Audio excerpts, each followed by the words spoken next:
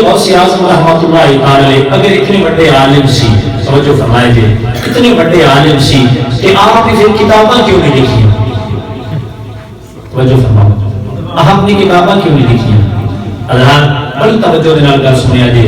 صدیق اکبر نبیاں تے رسولاں تو بعد سب تو اعلیٰ جناب صدیق اکبر محمد بن سبحان اللہ پھر دنیا نہیں منن والا انہوں نے کی اعتراض لگیا، انہیں کہا کہ حضور غوث اعظم نے کوئی کتاب نہیں لکھی، ایڈا بڑا ولی آئی، ایڈا عالم آئی، تو انہیں کتاب کیوں نہیں لکھی؟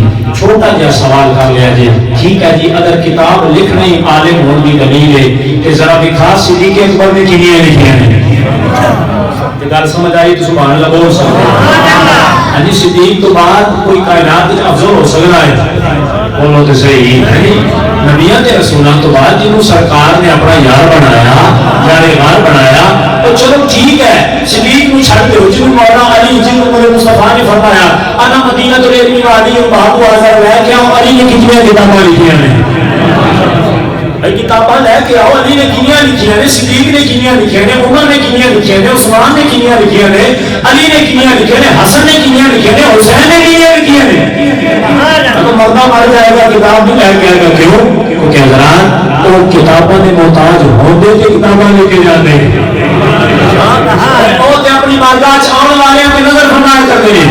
اور یہاں تو فرماؤ اور اپنی بارگاہ کے اندر آنے والے تو کی فرمایا کرتے ہیں۔ شیخ شہاب الدین سہروردی رحمۃ اللہ تعالی علیہ، سہروردیاں دے امام، سہروردیاں دے پیر کامل شیخ شہاب الدین سہروردی رحمۃ اللہ تعالی علیہ فرماتے ہیں، آپ فرماتے ہیں علم کلام پڑھنے کا بڑا شوق ہے، میرے والدین منع کر دے نہ بیٹا نہ پڑھیا کر، علم پڑھ کے بڑے بڑے راہ راست تو ہٹ گئے، سیدھے راہ تو ہٹ گئے، علم نہ پڑھیا کر۔